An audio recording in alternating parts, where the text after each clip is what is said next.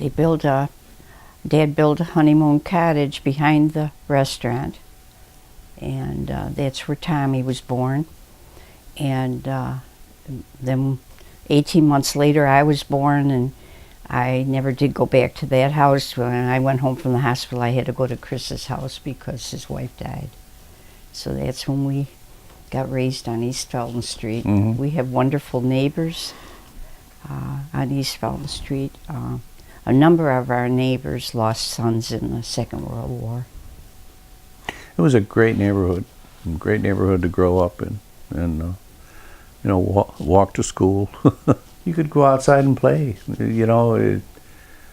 almost unrestricted. You had your marching orders from your parents. Don't leave the neighborhood, or if you're going to go past certain boundaries, you better tell them. And certainly certain things you just didn't do and didn't get into trouble. But outside of that, you were on your own. You could, get up in the morning and have a little breakfast and go out and play. And if you were hungry, come home at lunch. If not, keep playing till dinner time when school was out. But by the time we were 12 years old, we could take the 5-cent bus to the movies. The movie was 12 cents.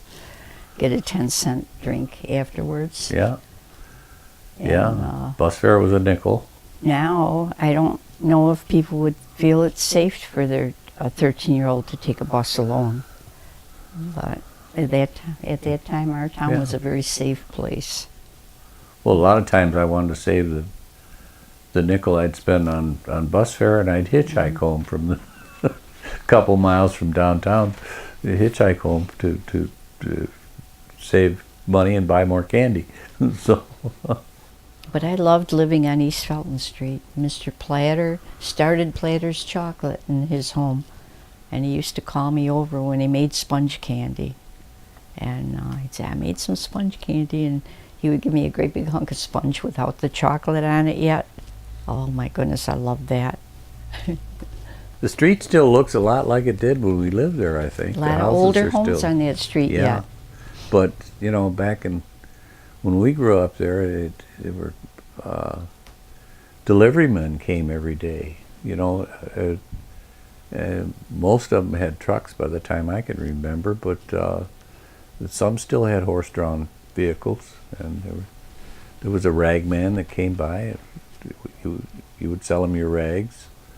There was a baker that came by with bread and cakes. Of course, the milkman and the ice delivery. And the ice, they'd deliver the ice because we had didn't ice have refrigerators. Box at first. Yeah. Yeah, and dry cleaning. They would come pick up the dry cleaning and deliver it when it was done. Coal was delivered. Coal, the grocery store would deliver your groceries. You'd call them and give them your grocery order, and they'd deliver it. Once you got rid of Elvira, the operator, pick up the phone. Yeah. How are you today, Barbara? What can I do for you? And she then knew you'd want to call the grocery store. She knew everybody's voice in town. Oh, yeah. And everybody's business. Yep. You couldn't get anything over on her. Nope. But the phones were nobody had a private line. Everybody had party lines. So, you had to wait. If you pick up the phone, you hear people talking, you'd just hang up politely and wait till it was empty, because you might have 3 or 4 other families on the same phone line as you had.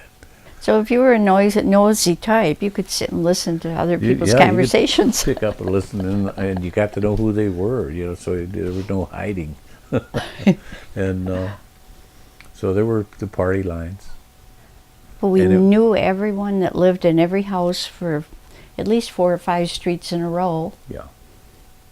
And you just knew everyone. The houses weren't all closed up then. They weren't air conditioned. And, in the summertime, families sat out on the porch. In the evening, everybody walked, and you stopped to talk to your neighbors. And air conditioning, that went away. Knowing your neighbors, you could depend on your neighbors. If you ever had any trouble, they were there for you. They helped one another. Yeah, any emergency in the night, or heaven forbid a fire or anything like that, neighbors depended on one another because they knew each other. Not so anymore. It's not only air conditioning. No, I I think mothers got acquainted in the neighborhood because every mother was a stay-at-home mom, and now all girls work and their kids are off to daycares and to school, Yeah. and you don't get to know your neighbor anymore. Oh yeah, and in those days, one paycheck could support a household very easily. That's not true today, and the only time I remember women working was during World War II. They went into the industrial when it plants because started. all the men were gone, Yeah. and they put on their coveralls and went to work and did man's work. And when the war was done, they went back to being housewives quietly, and that's the way it was for a while. Yeah. There was no women's movement at that time. Maybe there should have been, but there wasn't. Different times. So, what made Archie end up selling the bowling alley and going down to Florida to get the farm? Mainly his health, I think. He had a heart attack. And he was tired. He was over 30 years in that business. And, it's 7 days and 7 nights a week. Yep. And Mom had arthritis, and the doctors told her she'd feel better in Florida, too. She had to get out of that climate. And, Yeah. And my dad was only 50 years old, but he had ulcers. He was underweight. He looked terrible. Emaciated, and it just, he was just working himself to death. Mm-hmm. And he got a chance to, well, he didn't sell it at first. He leased it. And that worked out pretty good until the guys who leased it got to the point they didn't want to renew the lease. But and then he had to fix it back up and sell it. But at least it allowed him to retire to Florida.